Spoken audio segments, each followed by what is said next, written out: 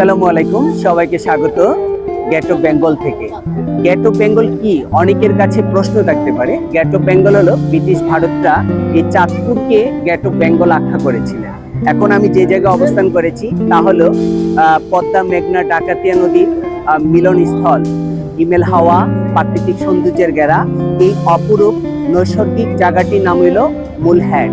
এখন মূলহেড আমি ব্যাখ্যা ধারণ করছি। মূলহেড হলো ইংরেজি শব্দ, এর শাব্দিক অর্থ হলো এই বিক্ষুব্ধ তরঙ্গের হাত থেকে ভূমিকে রক্ষা করার জন্য জেলা প্রশাসন একটি কংক্রিট দ্বারা প্রাচীর বা বাঁধ নির্মাণ করেছেন, যাকে বলা হয় মূলহেড। এই মূলহেডের স্থান থেকে আমি চাঁদপুরের যতটুকু দেখা যায় আমি পরিচয় করিয়ে দিচ্ছি। এদিকে হলো আমাদের পুরান বাজার, ঐতিহ্যবাহী পুরান বাজার, আর ডান পাশে হলো চাঁদপুর নতুন বাজার।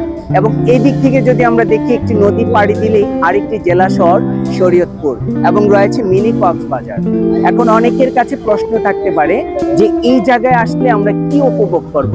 হ্যাঁ, উপভোগ করতে পারবেন যে পদ্মা মেঘনা ডাকাতিয়া নদীর পাগলামি দেখতে পারবেন এবং সূর্যাস্ত দেখতে পারবেন। অত্যন্ত সেই পদ্মা নদী মাঝির কুবেরের চরিত্র খুব কাছ থেকে দেখতে পারবেন যে মাঝিরা কিভাবে জীবন ধারণ করছে।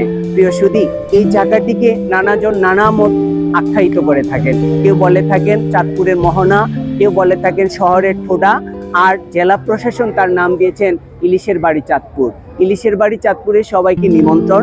পরবর্তীতে আরো একটি পর্ব রয়েছে, সেটি হলো এই মূলহেডেরই রক্ত দ্বারা। প্রিয় সুধী, চলুন আমরা রক্ত দ্বারায় চলে যাচ্ছি।